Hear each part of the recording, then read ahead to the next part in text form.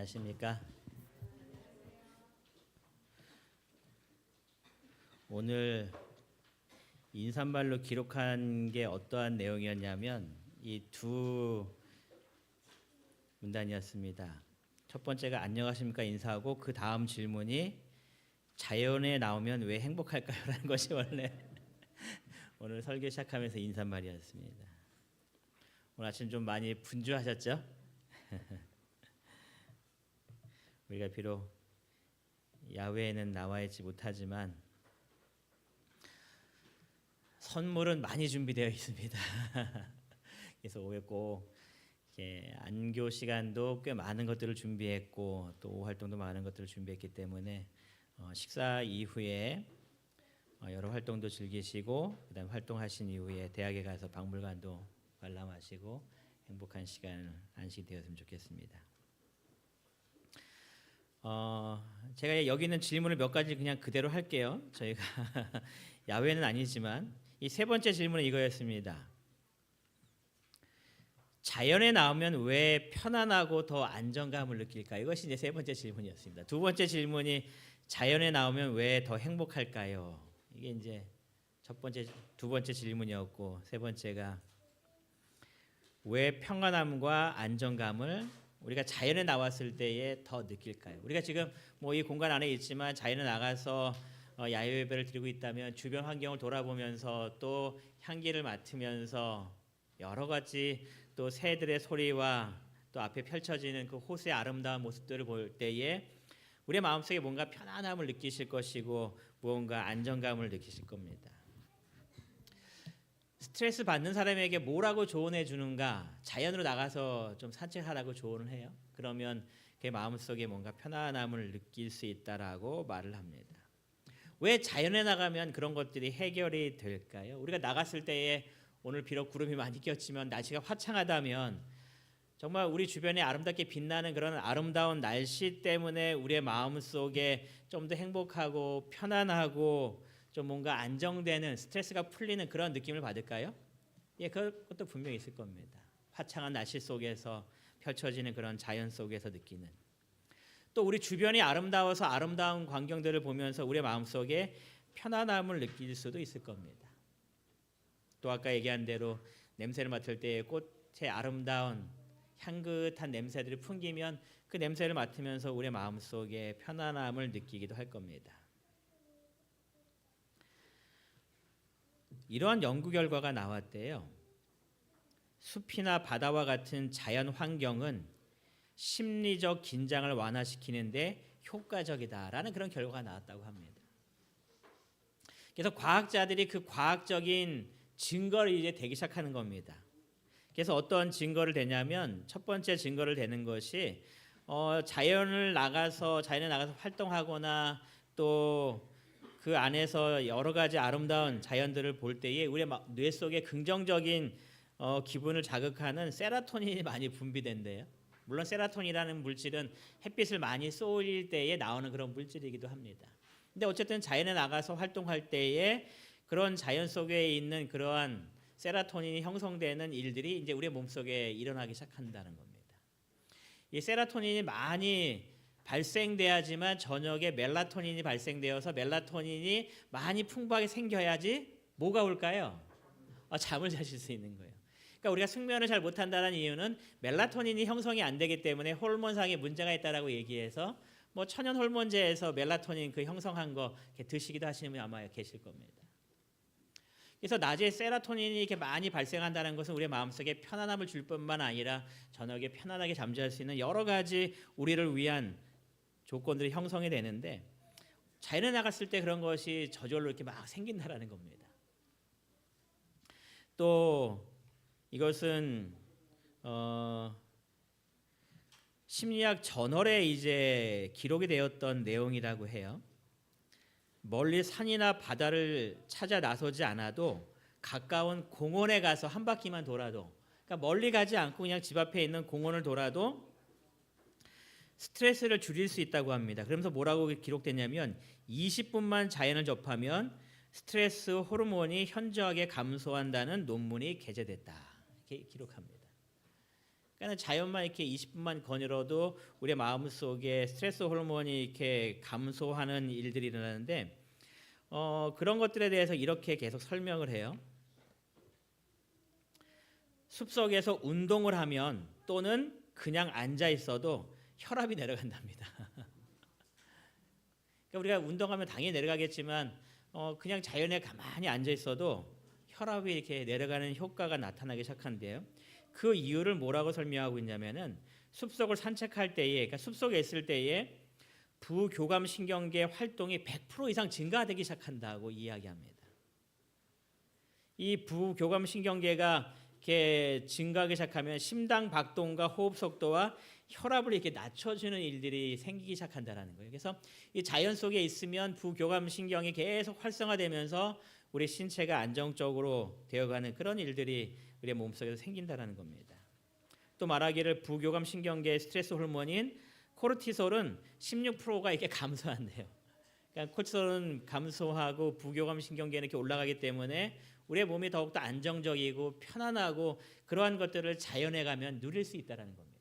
그러니까 우리가 자연에 가서 내 마음이 편안해, 행복해라고 느끼는 것은 그냥 느낌만이 아니라 실제적으로 우리의 육체에, 우리 몸속에서 일어나고 있는 현상이라고 이야기합니다. 그래서 이런 자연을 통해서 얻는 여러 가지 일들을 통하여서 우리의 마음속에 행복감을 느끼고 편안함을 느끼는데 이런 것 외에 더 큰 이유가 있습니다. 제가 사진을 안 넘겼었네요. 자연에 나갔을 때 우리가 이제 여기 있었을 텐데 자연에 나갔을 때에 우리가 왜 더 행복감을 느끼는가? 물론 이런 여러 가지 과학적인 이유들이 있고 호르몬의 작용들이 있긴 하지만 이것보다도 더 큰 이유가 있습니다. 더 큰 이유에 대해서 정로의 계단 9페이지는 이렇게 이야기합니다. 천연계와 계시, 성경은 둘 다 무엇을 증거한다고요? 하나님의 사랑을 증거한다. 천연계에 나갔을 때에 천연계를 통해서 우리가 무엇을 느낄 수 있다고 얘기하냐면 하나님의 사랑을 느낄 수 있다는 겁니다. 계속해서 이렇게 기록합니다. 천연계의 기이하고 미묘한 것들을 보라. 오늘 저희 이제 교과 공부하기 전에 안교 그 두 가지의 질문에 대해서 이제 쭉 이야기를 나누는데 제가 그 순서를 이렇게 저희 반하고 같이 들으면서 안교 시간이 정말 야외에서 1시간 정도 됐다면 우리가 더 큰 은혜를 받았겠다. 이제 그런 생각을 하면서 왜 그런 생각을 했냐면 박경란 성도께서 뭐라고 얘기하냐면 자기가 매일 아침에 산책할 때에 자연을 보는데 그 자연이 매일매일 다르다는 겁니다. 이 풀잎들이 자라고 이 색깔들이 변하는 것들이 매일매일 아주 아름답게 바뀌는 모습을 보면서 그것을 볼 때에 본인의 마음속에 큰 행복감이 있다라는 그런 이야기를 쭉 나눠요. 그래서 이 정로계단 9권에도 그걸 이야기하는 겁니다. 천연계의 기이하고 미묘한 것들을 보라. 날마다 변화되는 이 천연계 하나님께서 창조하신 이 놀라운 아름다운 것들, 그리고 그것들이 인류뿐 아니라 모든 생물의 필요와 행복에 얼마나 적당한가를 생각하여 보라. 온 땅을 비추는 일광과 적시는 우로, 산과 바다와 들, 이 모든 것들은 조물주의 무엇을요? 사랑을 우리에게 말하고 있다. 그러니까 우리가 자연에 나가서 무엇을 계속 경험하냐면 하나님께서 내가 너를 얼마나 사랑하는 줄 아니? 하는 하나님의 사랑의 호소들을 계속해서 경험하면서 그곳을 거닐고 있다는 겁니다. 그래서 여러 가지 호르몬의 작용, 여러 가지 그런 것도 분명히 있겠지만 가장 큰 것은 하나님의 사랑을 내가 뭐하고 있기 때문에요? 사랑을 받고 있기 때문이라는 겁니다. 젊은 처녀가 얼굴이 예뻐지기 시작합니다. 그러면 보통 뭘 물어보나요? 사랑하나 봐 이렇게 얘기한다면 사랑을 하게 되면, 사랑을 받게 되면 우리의 얼굴이 바뀌겠죠, 그렇죠? 그래서 처녀가 얼굴이 예뻐지기 시작하면은 야, 너 사랑받고 있구나, 너 누구 만나고 있구나 이렇게 짐작한단 말이에요. 우리가 자연에 나가서 거닐 때에 누구의 사랑을 받기 시작하는 거예요? 하나님의 사랑을 받기 시작하는 겁니다. 그러니까 우리의 마음이 어떻게 될 수밖에 없을까요? 안정적이고 행복하고 뭔가 스트레스가 해결되고 마음이 차분하게 되는 그런 하나님의 은혜를 누릴 수 있다라고 이야기하는 겁니다. 정로의 계단 10페이지에서는 조금 더 우리에게 묘사를 하고 있는데요. 하나님은 곧 사랑이시라는 문구는 방시방시 피는 꽃봉오리마다 뾰족 돋아나는 풀릴마다 기록되어 있다. 이 말이 좀 어렵더라고요. 그래서 방식방시시 무슨 뜻인가 좀 찾아봤어요. 그게 무슨 뜻이냐면은 이렇게 미소를 잔잔하게 이렇게 계속 이렇게 뭐랄까 천천히 이렇게 가는 그 미소를 이렇게 방시방시라 표현하죠. 그래서 우리가 기쁠 때에 갑자기 확 웃는 것도 있지만 서서히 입꼬리가 이렇게 쫙 이렇게 올라가면서 짓는 미소, 그런 미소를 이렇게 방시방시이라는 표현을 쓰더라고요. 그래서 꽃봉오리가 펴질 때 갑자기 확 펴지는 것이 어떻게 펴져요? 이렇게 서서히 펴지면서 그런 모습들이 하나님께서 우리를 얼마나 사랑하시는지를 보여주시는 것이 그 방시방시 피는 꽃봉오리라고 이야기하는 겁니다. 우리가 그것을 볼 때에 아침에 박형란 선도가 얘기한 것처럼 이렇게 살게 벌어지는 그런 모습들을 통과해서 우리 마음속에 야 너무 아름답다라는 느낌을 받을 때마다 하나님은 너를 사랑해라는 것들을 우리에게 말씀하고 계신다는 거죠. 그러니 우리의 마음속에 기쁨을 느낄 수밖에 없는 겁니다. 여러분들은 그냥 내가 아름다운 꽃을 보고 있어라고 하겠지만 그 꽃은 이렇게 아름다운 모습들을 보여주면서 뭐라고 선포하고 있는 거예요? 너를 사랑해, 널 사랑해라고 이야기하는 거죠. 하나님께서 우리를 향하여 사랑한다는 이야기를 우리는 그 아름다운 자연을 통해서 계속 받고 있는 겁니다. 공중의 즐거운 노래로 충만케 하는 아름다운 새들, 향기를 풍기는 연연하고 고운 꽃들, 잎이 청정하게 무성한 수풀의 교목들, 이 모든 것은 우리 하나님의 인정 있고 자부적인 권고와 그 자녀를 행복되게 하시려는 그의 갈망을 증거하는 것이다. 하나님이 우리를 얼마나 사랑하시는지를 이 자연을 통해서 우리가 간접적으로 계속 만나는 겁니다. 그래서 우리의 마음이 행복할 수밖에 없다는 겁니다. 마음속에 기쁨이 있고. 오늘 비록 야외에서 그런 사랑을 경험하지 못하게 됐지만 점심 식사 이후에 나가서 여기 앞에도 자연이니까 하나님께서 나를 얼마나 사랑하시는지 그 사랑의 음성을 많이 경험하셔서 오늘 더 행복한 안식일 되기를 간절히 바랍니다. 마태복음 5장부터 있는 말씀은 산상수훈이라고 이야기합니다. 산 위에서 예수님께서 하신 설교이기 때문에 산상수훈이라고 이야기하는데요. 어떤 사람이 재미있는 말을 좀 하나 했어요. 물론 실제적인 사건은 아니지만 그냥 재미있는 말을 했는데 그것이 뭐였냐면은 우리가 저 세상에는 염라대왕이 있고 우리가 사는 이 세상에는 염려대왕이 있답니다. 그래서 살아있는 동안은 누구를 만나면 안 돼요? 염려대왕을 만나면 안 된다. 이렇게 얘기해요. 저 세상에서는 염라대왕을 만나면 안 되지만 이 세상에 사는 동안에도 만나지 말아야 될 대왕이 있는데 염려대왕이다. 이렇게 이야기를 합니다. 근데 여러분 우리가 이 땅에 살면서 염려 없이 살아갈 수 있는 그런 환경에 처할 수 있을까요? 우리가 숨이 거두지 않는 이상 염려를 하지 않는다는 것은 아마 불가능한 일일 겁니다. 예수님께서 산 위에서 이제 사람들 앞에 하나님의 말씀을 쭉 이야기하십니다. 그런 가운데 예수님의 눈 속에 누가 보이는가? 세상 근심 가운데에 지쳐있는 한 영혼들을 주님께서 보시는 겁니다. 산상수훈의 말씀을 쭉 하시는 가운데에 그들에게 무언과 권면의 말씀을 주기 원하시는데 그들의 마음속의 근심과 걱정을 해결할 수 있는 그 말씀을 주기를 원하시는 그 예수님의 마음이 어떻게 선포되냐면은 그들에게 이렇게 말씀하십니다. 공중의 새를 보라. 이렇게 시작하십니다. 공중의 새를 보라. 이 보라라는 말을 원어적으로 따져보니까 주목하다라는 뜻이 있고 깊이 생각하라라는 그런 뜻이 있습니다. 그러니까 공중에 날아가는 새를 보면서 무언가 깊이 생각하라는 겁니다. 새를 보면 도대체 뭘 깨닫기 때문에 예수님께서 근심과 걱정 가운데 있는 사람에게 공중에 새를 보라라는 말씀으로 시작하셨을까요? 2021년 그 방송에 한 기사가 올라왔는데 그게 어떠한 내용이냐면 한 대학에서 여러 가지 조사를 하는 가운데에 이 새들의 종류가 몇 종이 있는가를 이렇게 셌습니다. 참 대단한 사람들이죠. 그래서 이 종별로 구분해서 새를 다 세보니까 몇 종이 있냐면은 9,700종이 있다고 합니다. 종류가 많죠. 그냥 우리가 보는 새들인데 다 똑같아 보이는 그 새들을 종류별로 구분했더니 9,700종이라는 겁니다. 제가 이거 아침에 PPT 만드냐고 이게 원래는 다 그냥 읽어드리려고 했던 부분인데 집사람이 하는 말이 야외배가 아니니 화면이래 뭔가 좀 띄어야지. 그래서 아침에 그냥 불이 나게 그냥 막 만들었는데요. 좀 제가 원하는 스타일로 좀 안 만들어지긴 했는데 어쨌든 이거 보시면서 이해하시면 더 좋을 것 같아요. 저 새도 참 예쁘죠? 예전 같은 무슨 새인지 찾았을 텐데 저 뭔 새인지는 잘 모르겠어요. 9,700종의 새가 있습니다. 그런 가운데에 한 마리 한 마리를 다 샜나 봐요. 어떻게 샜는지 잘 모르겠지만 몇 마리의 새가 있을까요? 이 지구상에 도대체 몇 마리의 새가 있을까요? 우리 인구보다는 많습니다. 몇 마리 있을까요? 우리 혜령아 검색했니? 몇 마리니? 선호야 어디 앉아있냐?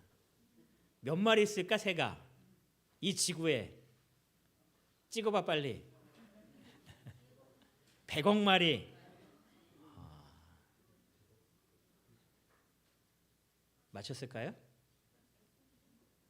조금만 줄이면 될 것 같아요. 아니다. 더 올려야 될 것 같아요.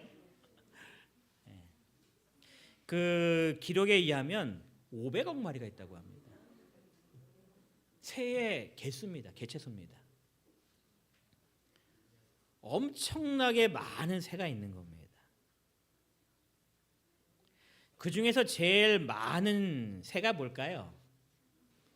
참새입니다. 어디 가나 볼 수 있는 참새. 이 참새는 16억 마리가 있대요. 그러니까 뭐 보통 많은 게 아니죠. 예수님께서 이 새에 대해서 말씀하시면서 공중의 새를 보라라고 이야기합니다. 그리고 마태복음 6장 26절에 뭐라고 말씀하시냐면 심지도 않고 거두지도 않고 창고에 모아 들이지도 아니하되. 그렇죠? 우리가 이 새들을 볼 때 이 새들이 창고를 크게 지어 갖고 자기 창고에다가 다 이렇게 모아 놓으면서 그들이 이 생활을 하지 않습니다. 이 겨울에도 이렇게 나가다 보면 참새 그런 것들이 바닥에 떨어져 있는 무언가를 열심히 계속 쪼아 먹으면서 또 살아요. 그들에게 집을 지어주지 않았지만 어딘가에서 그 추운 겨울도 어쨌든 다 납니다. 주님께서 말씀하시기를 심지도 않고 거두지도 않고 창고에 모아들이지 않으냐 하였지만 몇 마리의 새들이 지금 이 시간에도 지구를 날아다니고 있는 거예요. 500억 마리의 새들이 지금 지구를 날아다니고 있는 겁니다. 얘네들은 도대체 어떻게 살아갈까? 도대체 어떻게 먹고 어떻게 겨울을 지내고 어떻게 살아가고 어떻게 이동하고 정말 많은 어려운 환경이 있음에도 불구하고 500억 마리의 그 새들이 이 지구상에 그렇게 지금까지도 날아다니고 있을까? 하나님께서 말씀하시기를 심지도 않고 거두지도 않고 창고에 모아들이지 아니하되 너희 하늘 아버지께서 기르시나니 이렇게 이야기합니다. 얘네들이 왜 개체수가 점점점 줄어서 없어지지 않고 더 많이 번성하는 가운데에 이렇게 이 지구에 풍성하게 되었는가를 주님께서 말씀하시기를 하늘 아버지께서 뭐하고 계시대요? 기르시고 계시다 이렇게 이야기합니다.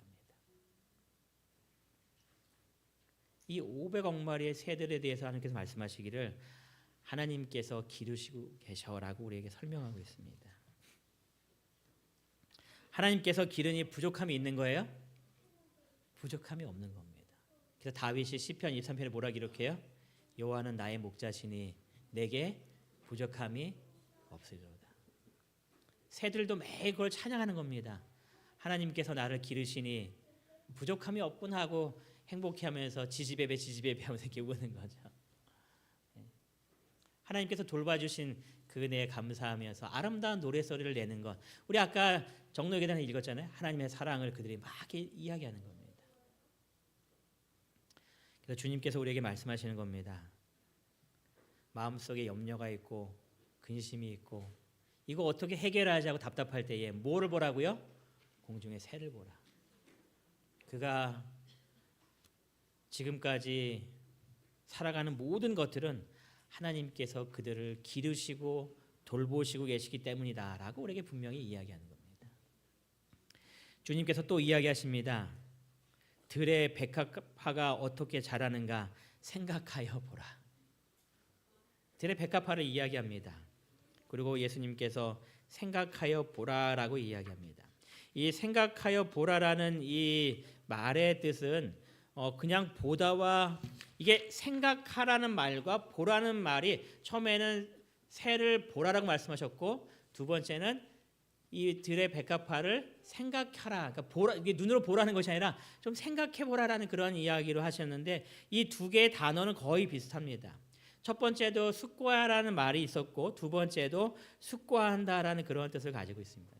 같은 단어를 두 번 반복하는 것보다는 다른 단어를 쓰는 것이 문학적으로 맞기 때문에 다르게 표현한 것뿐이지 같은 이야기입니다. 들의 백합화를 유심히 관찰해 보라는 이야기입니다.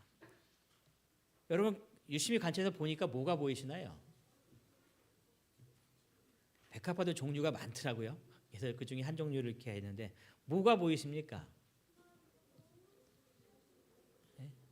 예? 여기에 보시면 색깔을 입혔는데 색깔이 그냥 하얀색으로만 딱 통일시켰으면 편했을 텐데 이 색깔이 어떻습니까? 하얀 데다가 노란 게 들어가고 또 수술 나온 거는 또 붉은색으로 되어 있고 모양도 이렇게 가지각각으로 이렇게 만들어 놓으시고 그 뒤에도 보니까 이 줄기 가운데 또 빨간색도 있고 파란색도 있고 여러 가지 색상들을 다 이렇게 좀 유식한 용어로 그라데이션을 넣어갖고 이렇게 쫙 색깔을 입혀 놓으셨습니다.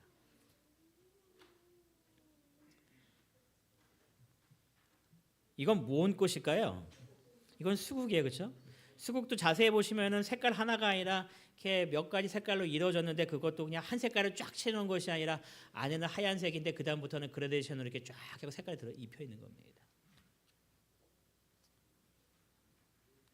이건 뭔지 아시죠?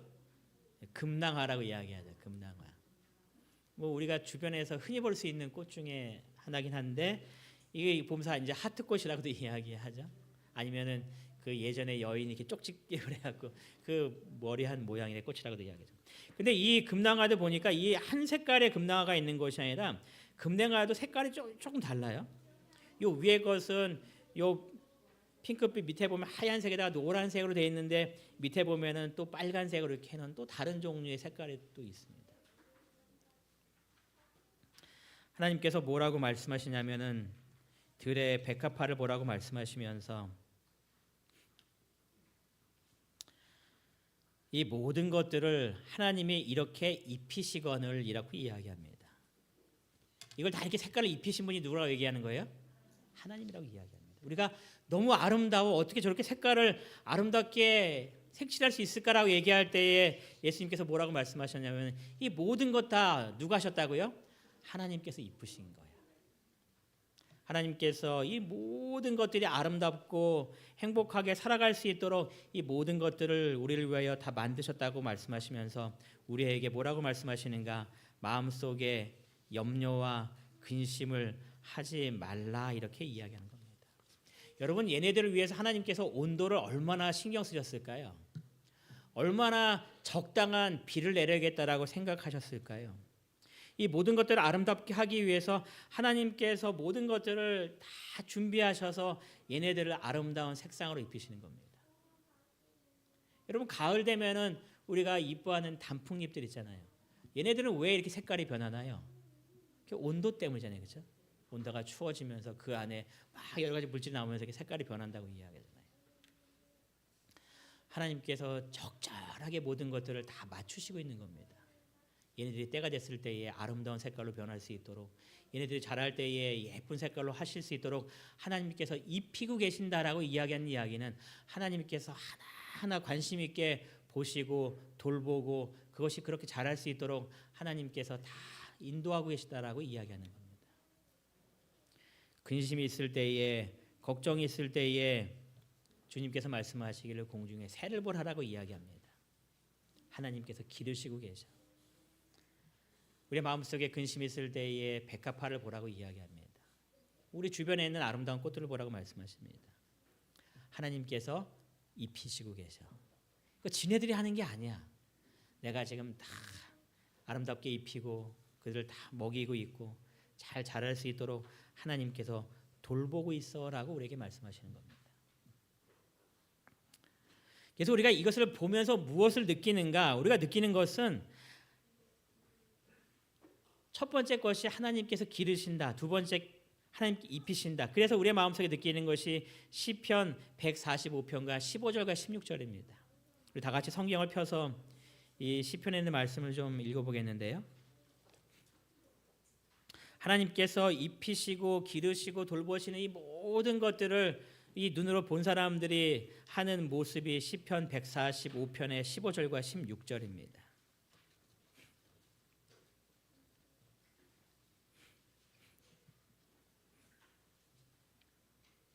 우리 찾으셨으면은 같이 15절부터 읽도록 하겠습니다.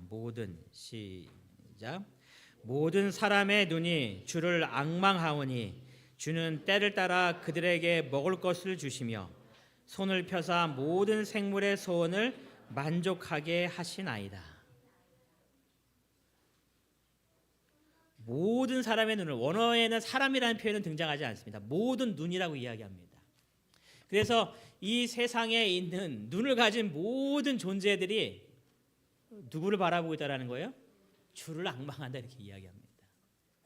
왜냐하면 하나님께서 우리를 입히시고 기르시고 계시기 때문에 누구를 바라볼 수밖에 없는 거예요? 하나님을 바라볼 수밖에 없다라고 이야기하는 겁니다. 이 앙망한다라는 뜻을 또 이렇게도 이야기합니다. 모든 만물이 주님만을 바라보고 기다리고 있습니다. 입혀주시기를 기다리고 있고 길러주시니 무언가 내게 주기를 기다리는 마음으로 주님을 바라보고 있다는 겁니다. 또 다른 번역에 보니까 이렇게 번역합니다. 주님만을 바라며 애타게 기다리고 있습니다. 저희 집에 강아지를 이제 한 마리 키우고 있는데 얼마 전부터 갑자기 훈련시키게 하려고 하는 건지 애들이 어떤 걸 하냐면 이렇게 밥을 딱 이렇게 주고 나서 기다려 이렇게 합니다. 그럼 얘가 이렇게 밥을 먹지 못하고 기다리고 있는데 뭐를 보면서 다들 기뻐하냐면 시간이 지나면 여기서 침이 쭉 흘러나와요. 그래서 바닥에 떨어진 거 보면서 애들이 잘 기다리고 있구나 하면서 행복해하면서 이제 그 다음에 뭐라고 얘기하는가? 먹어 이렇게 얘기한단 말이에요. 그럼 강아지는 뭐만 계속 기다리는 거예요? 먹으라는 소리를 계속 기다립니다. 때로는 제가 이렇게 뭔가를 들고 있으면은 얘가 저를 쳐다봤다가 먹을 걸 쳐다봤다가 저를 쳐다봤다가 먹을 걸 쳐다봤다가 이 눈도 땡그란 녀석이 이렇게 쳐다보면서 빨리 줘 이렇게 한단 말이에요. 저는 이걸 보면서 뭘 느끼냐면 주를 앙망하고 있는 그런 모습이구나. 애타게 기다리고 있는 겁니다. 하나님만 바라보고 하나님께만 모든 소망을 두고 있는 겁니다. 그럴 때에 성경 말하기를 때를 따라 그들에게 먹을 것을 주셨다라고 이야기합니다. 때를 따라 주셨다라고 이야기합니다. 때를 따라라는 이 말은 어떠한 뜻이냐면은 때를 잘 맞췄다는 뜻입니다. 저나 저희 집사람이나 식물을 키우면 뭐 얼마 안 가서 얘네들이 다 죽어요. 그래서 이제 결심을 합니다. 다음에는 물을 잘 줘야지 하고 해서 이제 물을 줄 때에 처음에는 물을 너무 안 줘서 죽었는데 두 번째 결심할 때는 또 뭐 해서 죽어요? 물을 너무 많이 주니까 또 얘가 또 죽어요. 여러분 때를 따라 적당하게 주는 게 정말 중요한가요? 얘가 필요할 때 얘 필요만큼 채워주는 것이 정말 중요한 겁니다. 그때 이 표현이 때를 따라 주신다는 그런 약속입니다. 내게 필요한 때, 내게 적합한 양, 내게 주셔야 되는 그 모든 것들을 하나님께서 주시겠다는 이야기입니다. 그렇다면 무슨 말이냐면 하나님께서 관심을 가지고 우리를 바라보고 계신다는 이야기입니다.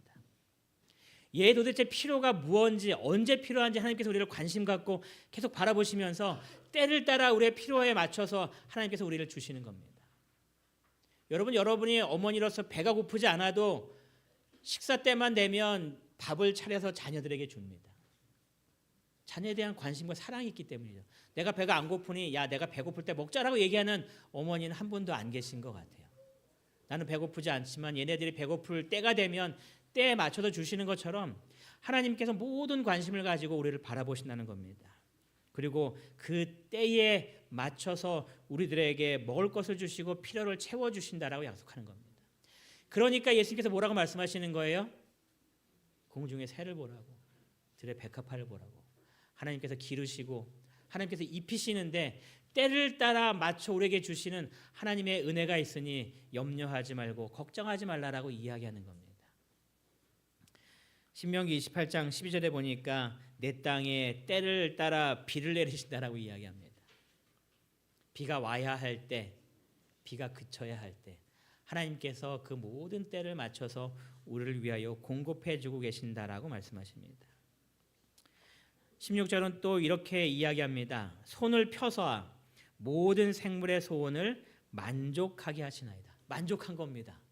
그런데 그 만족해하는 그 상태에 대해서 설명하기 전에 뭐라고 말씀하시냐면은 손을 폈다고 이야기합니다. 여러분 손을 폈다는 이야기가 뭘까요? 공급해 주겠다는 이야기입니다. 베풀겠다는 이야기입니다. 여러분 베풀기 싫으면 뭐 합니까? 손을 이렇게 딱 움츠리잖아요.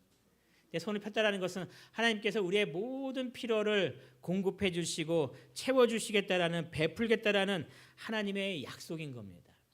그런데 하나님께서 손을 펴서 우리의 필요를 공급해 주실 때에 얼마나 주실까에 대해서 에베소서 2장 3장 20절에 이렇게 이야기합니다. 우리가 구하거나 생각하는 모든 것을 어떻게 주신다고요? 더 넘치도록 하실 얘기. 그러니 시편 145편 16절에 모든 생물의 소원을 뭐 하셨다라는 거예요?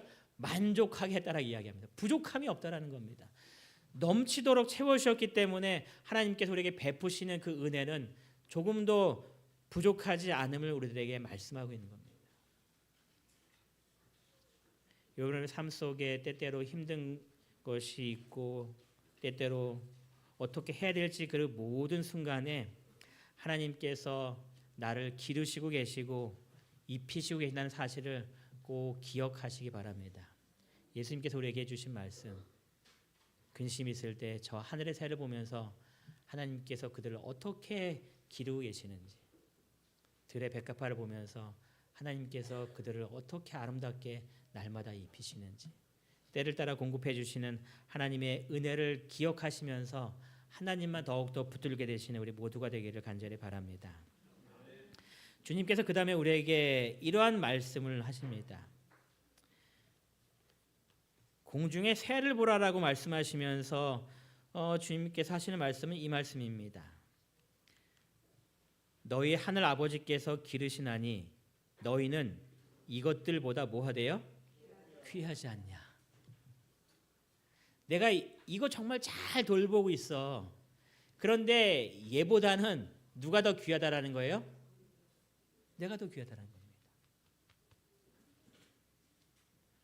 뭐 저희 집에 개를 자꾸 얘기해서 미안하지만 죄송하지만 저희 집에 개를 다들 이뻐해요. 마치 셋째가 태어난 것처럼 아주 셋째처럼 이뻐합니다. 하지만 개보다 누가 더 예쁠까요? 누가 더 귀할까요? 주인아 다이에게 주지 못하는 것들을 얘에게만 줄 수 있을까요? 주인 다이가 필요한 것들을 아니야 너는 괜찮아 얘가 더 이뻐하고 얘한테 줄까요? 아니요 어떤 사람도 결코 개에게 자기 자식보다 더 귀하게 여겨서 그걸 뭔가 주지 않습니다. 하나님께서 공중의 새를 기르신다라고 이야기합니다. 얘네들의 필요를 하나님께서 충분하게 채워주시고 만족할 때까지 하나님께서 모든 것들을 공급해 주신다고 이야기합니다. 그것들이 백합화가 아름답게 하시기 위해서 하나님께서 그걸 아름답게 입히시고 계신다고 말씀하시지만 그래도 그것보다 누가 더 귀한 존재예요? 나라는 것을 꼭 기억하시기 바랍니다. 하나님께서 우리에게 분명히 말씀하십니다. 너희는 이것들보다 귀하다. 하나님에게 가장 소중한 존재는 누구예요? 나입니다.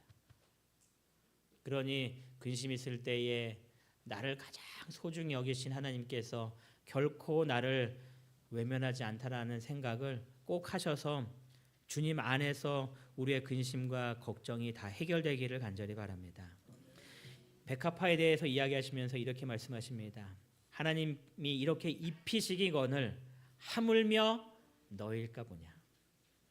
이 하물며의 이 문학적 구조를 좀 따져보니까 이 하물며라는 단어는 이럴 때 쓰인다라고 이야기해요.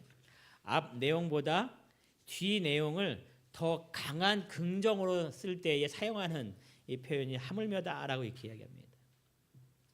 얘는 이렇게 입혔는데 얘보다 훨씬 더 하나님께서 입히실 거야라고 말씀하시면서 하물며 너희일까 보냐라고 이야기합니다.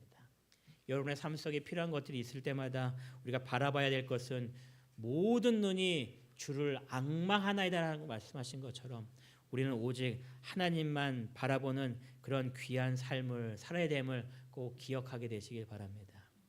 주님께서 우리에게 아무것도 염려하지 말고 걱정하지 말고 이 모든 것들을 기르시고 입히시고 우리의 모든 것들을 때를 따라 채워주시는 나를 가장 귀하게 여기셔서 나의 필요를 채워주시는 하나님이 있으니 하나님께 모든 것들을 맡기라고 말씀하시면서 맡기고 너희는 그의 나라와 그의 의를 구하면서 주님의 말씀 안에 믿음 안에 주님 안에서 거하라라고 말씀하십니다.